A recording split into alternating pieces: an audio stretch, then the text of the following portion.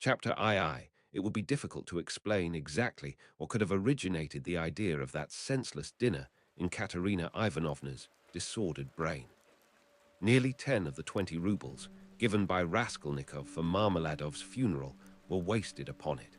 Possibly Katerina Ivanovna felt obliged to honor the memory of the deceased suitably, that all the lodgers, and still more Amalia Ivanovna, might know that he was in no way their inferior, and perhaps very much their superior, and that no one had the right to turn up his nose at him.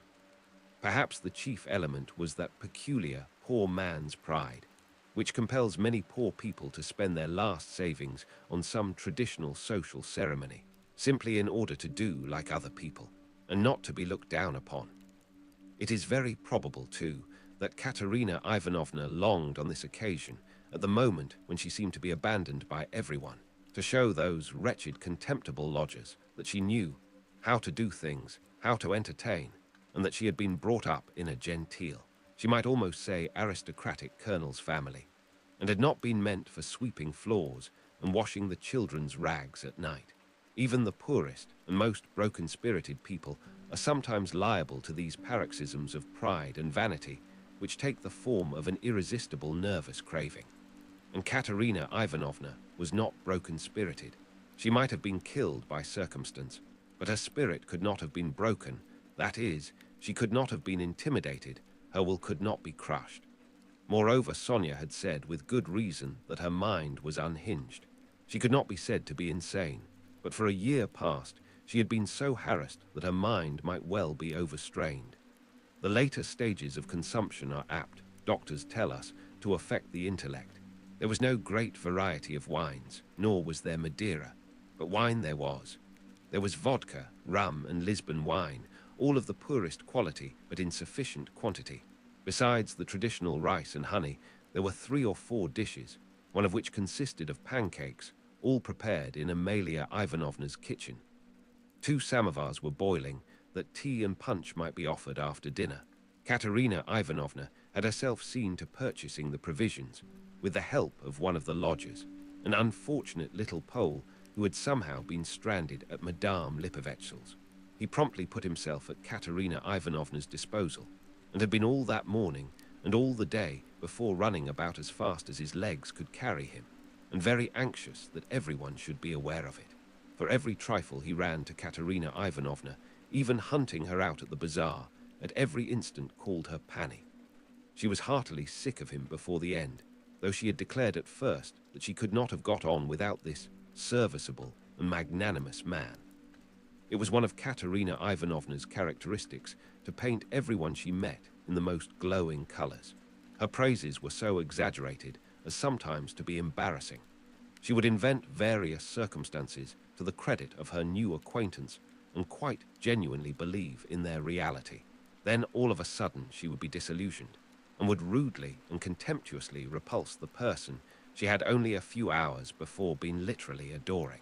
She was naturally of a gay, lively, and peace-loving disposition, but from continual failures and misfortunes, she had come to desire so keenly that all should live in peace and joy, and should not dare to break the peace, that the slightest jar, the smallest disaster reduced her almost to frenzy, and she would pass in an instant from the brightest hopes and fancies to cursing her fate and raving, and knocking her head against the wall. Amalia Ivanovna, too, suddenly acquired extraordinary importance in Katerina Ivanovna's eyes, and was treated by her with extraordinary respect, probably only because Amalia Ivanovna had thrown herself heart and soul into the preparations. She had undertaken to lay the table, to provide the linen, crockery, etc., and to cook the dishes in her kitchen, and Katerina Ivanovna had left it all in her hands and gone herself to the cemetery. Everything had been well done. Even the tablecloth was nearly clean. The crockery, knives, forks, and glasses were, of course, of all shapes and patterns, lent by different lodgers. But the table was properly laid at the time fixed, and Amalia Ivanovna, feeling she had done her work well, had put on a black silk dress and a cap with new mourning ribbons, and met the returning party with some pride. This pride, though justifiable, displeased Katerina Ivanovna for some reason, as though the table could not have been laid except by Amalia Ivanovna. She disliked the cap with new ribbons, too. Could she be stuck up, the stupid German, because she was mistress of the house, and had consented as a favor to help her poor lodgers? As a favor, fancy that. Katerina Ivanovna's father, who had been a colonel and almost a governor, had sometimes had the table set for 40 persons, and then anyone like Amalia Ivanovna, or rather Ludwigovna, would not have been allowed into the kitchen. Katerina Ivanovna, however, put off expressing her feelings for the time and contented herself with treating her coldly, though she decided inwardly that she would certainly have to put Amalia Ivanovna down and set her in her proper place. For goodness only knew what she was fancying herself.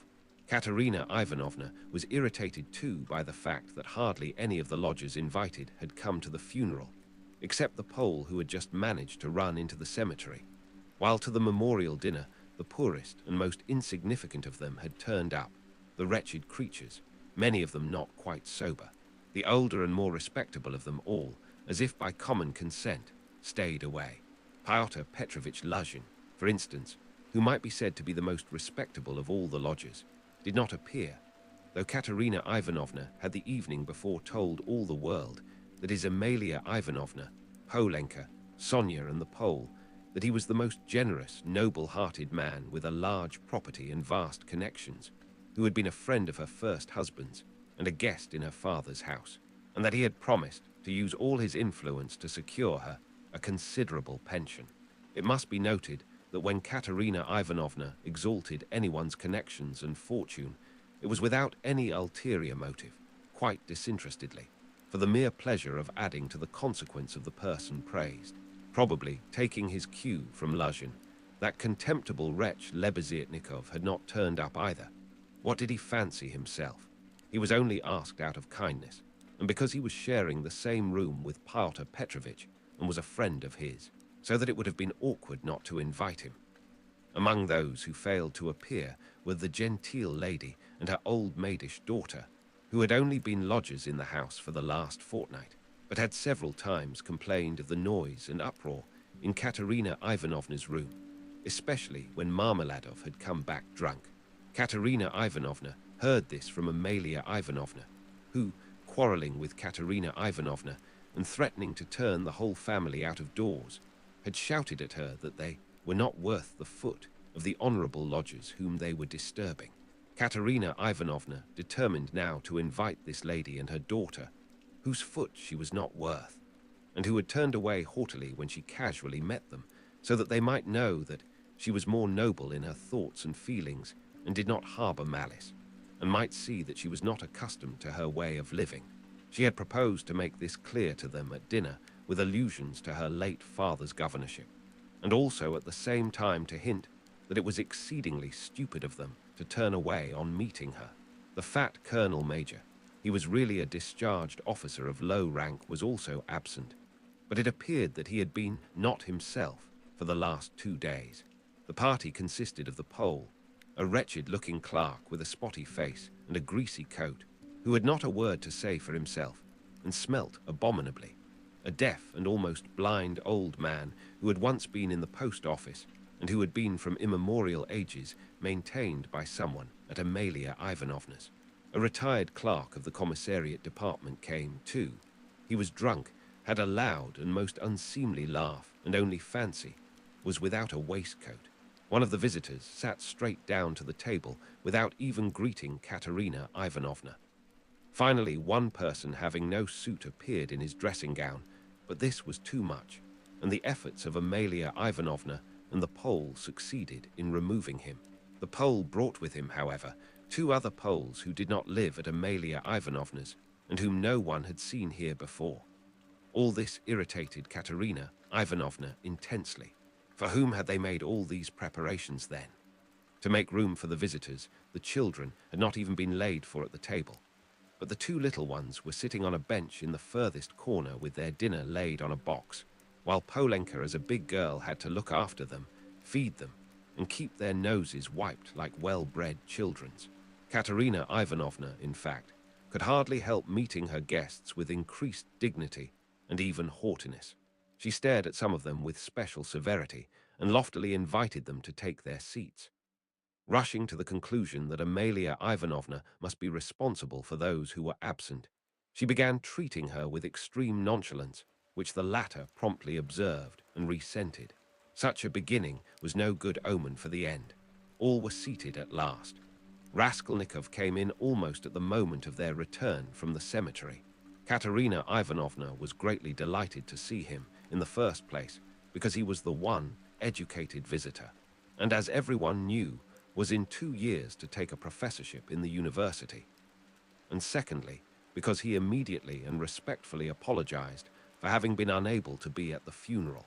She positively pounced upon him and made him sit on her left hand. Amalia Ivanovna was on her right, in spite of her continual anxiety that the dishes should be passed round correctly and that everyone should taste them, in spite of the agonizing cough which interrupted her every minute and seemed to have grown worse during the last few days. She hastened to pour out in a half-whisper to Raskolnikov all her suppressed feelings and her just indignation at the failure of the dinner, interspersing her remarks with lively and uncontrollable laughter at the expense of her visitors, and especially of her landlady. "It's all that cuckoo's fault. You know whom I mean. Her. Katerina Ivanovna nodded towards the landlady. "Look at her, she's making round eyes. She feels that we are talking about her and can't understand. Foo, the owl, ha. Cough, cough, cough. And what does she put on that cap for? Cough, cough, cough. Have you noticed that she wants everyone to consider that she is patronizing me and doing me an honor by being here? I asked her like a sensible woman to invite people, especially those who knew my late husband, and look at the set of fools she has brought. The sweeps. Look at that one with the spotty face. And those wretched Poles, ha. Cough, cough, cough. Not one of them has ever poked his nose in here. I've never set eyes on them. What have they come here for, I ask you? There they sit in a row. Hey, Pan, she cried suddenly to one of them, have you tasted the pancakes? Take some more. Have some beer. Won't you have some vodka? Look, he's jumped up and is making his bows. They must be quite starved, poor things. Never mind, let them eat. They don't make a noise anyway, though I'm really afraid for our landlady's silver spoons. Amalia Ivanovna, she addressed her suddenly, almost aloud. If your spoons should happen to be stolen, I won't be responsible, I warn you. Ha, she laughed, turning to Raskolnikov, and again nodding towards the landlady in high glee at her sally. She didn't understand again. Look how she sits with her mouth open. An owl, a real owl. An owl in new ribbons, ha. Here her laugh turned again to an insufferable fit of coughing that lasted 5 minutes. Drops of perspiration stood out on her forehead, and her handkerchief was stained with blood. She showed Raskolnikov the blood in silence, and as soon as she could get her breath, began whispering to him again with extreme animation and a hectic flush on her cheeks. Do you know, I gave her the most delicate instructions, so to speak, for inviting that lady and her daughter. You understand of whom I am speaking. It needed the utmost delicacy, the greatest nicety. But she has managed things so that fool, that conceited baggage, that provincial nonentity, simply because she is the widow of a major, and has come to try and get a pension and to fray out her skirts in the government offices, because at 50 she paints her face, everybody knows it. A creature like that did not think fit to come, and has not even answered the invitation, which the most ordinary good manners required. I can't understand why Pyotr Petrovitch has not come, but where's Sonia? Where has she gone? Ah, there she is at last. What is it, Sonia? Where have you been? It's odd that even at your father's funeral you should be so unpunctual. Rodion Romanovitch, make room for her beside you. That's your place, Sonia. Take what you like. Have some of the cold in tray with jelly, that's the best. They'll bring the pancakes directly. Have they given the children some? Polenka, have you got everything? Cough, cough, cough. That's all right. Be a good girl, Lida, and Kolya, don't fidget with your feet. Sit like a little gentleman. What are you saying, Sonia? Sonia hastened to give her Pyotr Petrovitch's apologies, trying to speak loud enough for everyone to hear and carefully choosing the most respectful phrases which she attributed to Pyotr Petrovitch. She added that Pyotr Petrovitch had particularly told her to say that, as soon as he possibly could, he would come immediately to discuss business alone with her and to consider what could be done for her, etc. Sonia knew that this would comfort Katerina Ivanovna would flatter her and gratify her pride. She sat down beside Raskolnikov. She made him a hurried bow, glancing curiously at him. But for the rest of the time, she seemed to avoid looking at him or speaking to him. She seemed absent-minded, though she kept looking at Katerina Ivanovna, trying to please her. Neither she nor Katerina Ivanovna had been able to get mourning. Sonia was wearing dark brown, and Katerina Ivanovna had on her only dress, a dark striped cotton one. The message from Pyotr Petrovitch was very successful.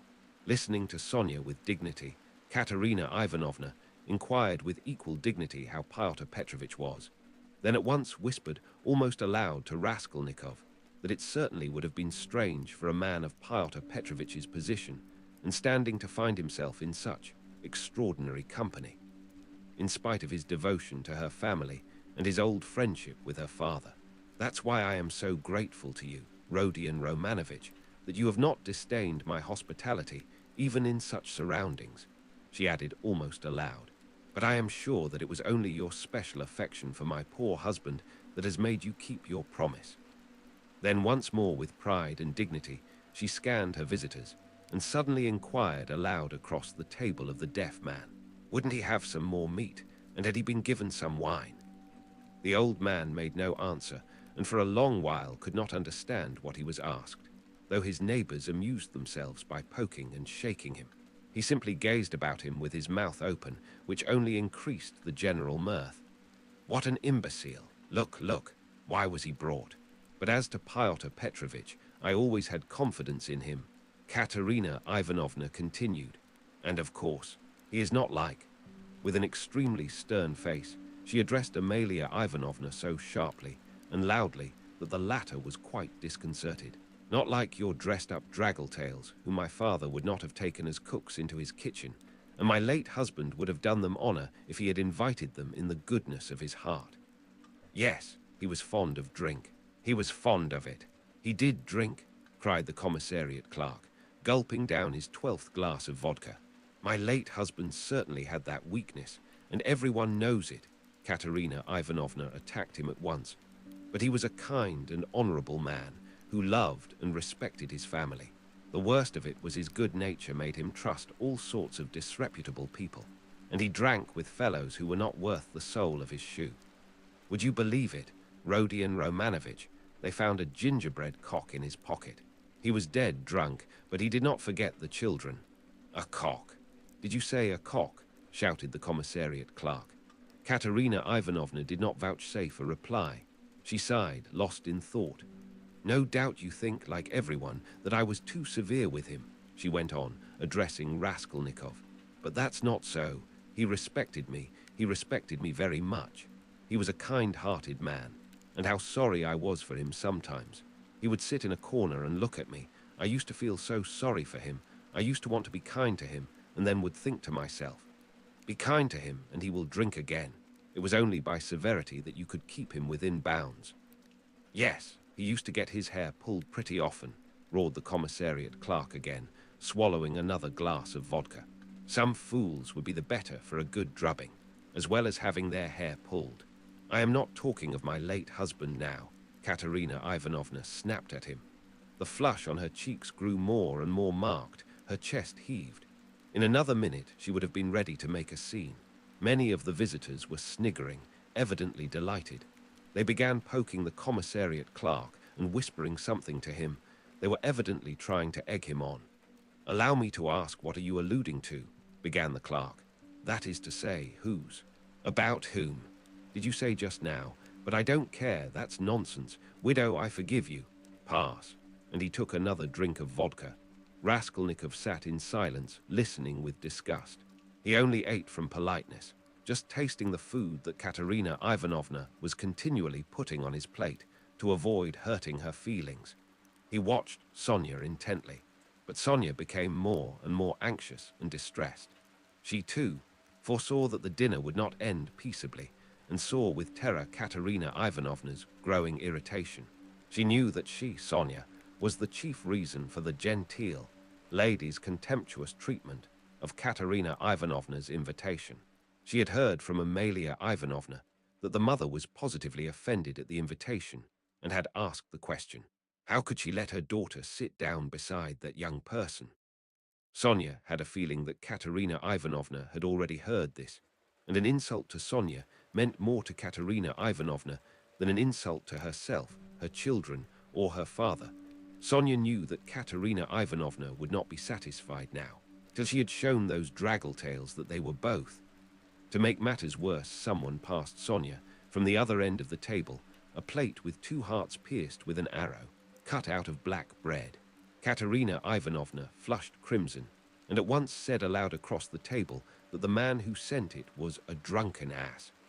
Amalia Ivanovna was foreseeing something amiss, and at the same time, deeply wounded by Katerina Ivanovna's haughtiness, and to restore the good humor of the company and raise herself in their esteem, she began, apropos of nothing, telling a story about an acquaintance of hers, Karl from the chemist's, who was driving one night in a cab, and that the cabman wanted him to kill, and Karl very much begged him not to kill, and wept and clasped hands, and frightened, and from fear pierced his heart. Though Katerina Ivanovna smiled, she observed at once that Amalia Ivanovna ought not to tell anecdotes in Russian. The latter was still more offended, and she retorted that her Vater aus Berlin was a very important man, and always went with his hands in pockets. Katerina Ivanovna could not restrain herself and laughed so much that Amalia Ivanovna lost patience and could scarcely control herself. "Listen to the owl," Katerina Ivanovna whispered at once, her good humor almost restored. She meant to say he kept his hands in his pockets, but she said he put his hands in people's pockets. Cough, cough. And have you noticed, Rodion Romanovich, that all these Petersburg foreigners, the Germans especially, are all stupider than we? Can you fancy any one of us telling how Karl from the chemist's pierced his heart from fear, and that the idiot, instead of punishing the cabman, clasped his hands and wept, and much begged? Ah, the fool! And you know, she fancies it's very touching, and does not suspect how stupid she is. To my thinking, that drunken commissariat clerk is a great deal cleverer. Anyway, one can see that he has addled his brains with drink. But you know, these foreigners are always so well behaved and serious. Look how she sits glaring. She is angry, ha-ha. Cough, cough, cough. Regaining her good humor, Katerina Ivanovna began at once telling Raskolnikov that when she had obtained her pension, she intended to open a school for the daughters of gentlemen in her native town T. This was the first time she had spoken to him of the project, and she launched out into the most alluring details. It suddenly appeared that Katerina Ivanovna had in her hands the very certificate of honor of which Marmeladov had spoken to Raskolnikov in the tavern, when he told him that Katerina Ivanovna, his wife, had danced the shawl dance before the governor and other great personages on leaving school.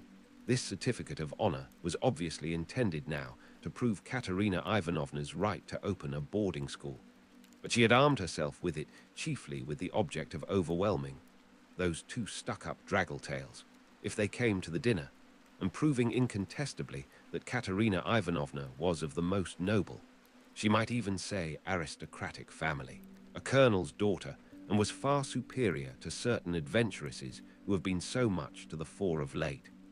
The certificate of honor immediately passed into the hands of the drunken guests, and Katerina Ivanovna did not try to retain it, for it actually contained the statement, en touts letters, that her father was of the rank of a major, and also a companion of an order, so that she really was almost the daughter of a colonel. Warming up, Katerina Ivanovna proceeded to enlarge on the peaceful and happy life they would lead in T, on the gymnasium teachers whom she would engage to give lessons in her boarding school, one a most respectable old Frenchman, one Mangat, who had taught Katerina Ivanovna herself in old days and was still living in T, and would no doubt teach in her school on moderate terms. Next she spoke of Sonia, who would go with her to T and help her in all her plans. At this, someone at the further end of the table gave a sudden guffaw.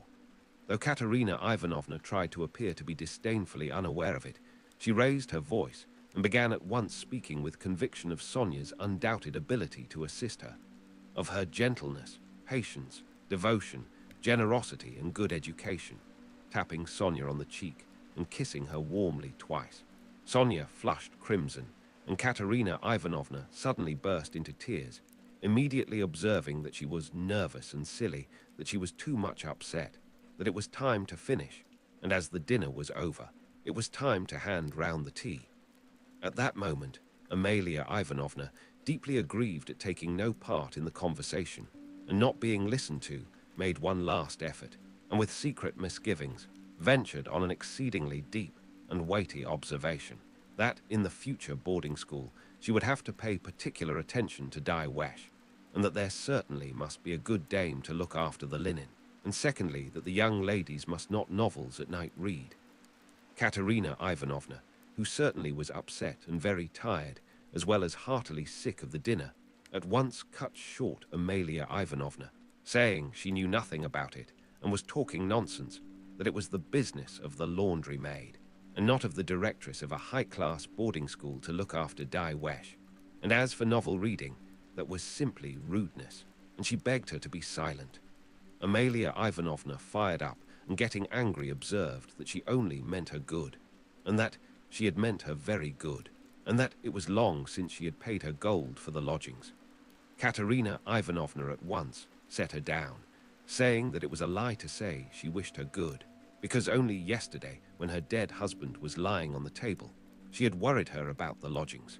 To this Amalia Ivanovna very appropriately observed that she had invited those ladies, but those ladies had not come, because those ladies are ladies and cannot come to a lady who is not a lady. Katerina Ivanovna at once pointed out to her that as she was a slut, she could not judge what made one really a lady. Amalia Ivanovna at once declared that her Vater aus Berlin was a very, very important man, and both hands in pockets went, and always used to say, "Puff, puff," and she leapt up from the table to represent her father, sticking her hands in her pockets, puffing her cheeks, and uttering vague sounds resembling puff, puff, amid loud laughter from all the lodgers, who purposely encouraged Amalia Ivanovna, hoping for a fight. But this was too much for Katerina Ivanovna, and she at once declared, so that all could hear, that Amalia Ivanovna probably never had a father, but was simply a drunken Petersburg Finn, and had certainly once been a cook, and probably something worse. Amalia Ivanovna turned as red as a lobster and squealed that perhaps Katerina Ivanovna never had a father, but she had a Vater aus Berlin, and that he wore a long coat and always said puff, puff, puff. Katerina Ivanovna observed contemptuously that all knew what her family was, and that on that very certificate of honor it was stated in print that her father was a colonel, while Amalia Ivanovna's father, if she really had one, was probably some Finnish milkman, but that probably she never had a father at all, since it was still uncertain whether her name was Amalia Ivanovna or Amalia Ludwigovna. At this Amalia Ivanovna, lashed to fury, struck the table with her fist and shrieked that she was Amalia Ivanovna and not Ludwigovna, that her Vater was named Johann and that he was a burgomister, and that Katerina Ivanovna's Vater was quite never a burgomister. Katerina Ivanovna rose from her chair, and with a stern and apparently calm voice, though she was pale and her chest was heaving, observed that if she dared for one moment to set her contemptible wretch of a father on a level with her papa, she, Katerina Ivanovna, would tear her cap off her head and trample it underfoot. Amalia Ivanovna ran about the room, shouting at the top of her voice that she was mistress of the house, and that Katerina Ivanovna should leave the lodgings that minute. Then she rushed, for some reason, to collect the silver spoons from the table. There was a great outcry and uproar. The children began crying. Sonia ran to restrain Katerina Ivanovna, but when Amalia Ivanovna shouted something about the yellow ticket, Katerina Ivanovna pushed Sonia away and rushed at the landlady to carry out her threat. At that minute the door opened, and Pyotr Petrovitch Luzhin appeared on the threshold. He stood scanning the party with severe and vigilant eyes. Katerina Ivanovna rushed to him.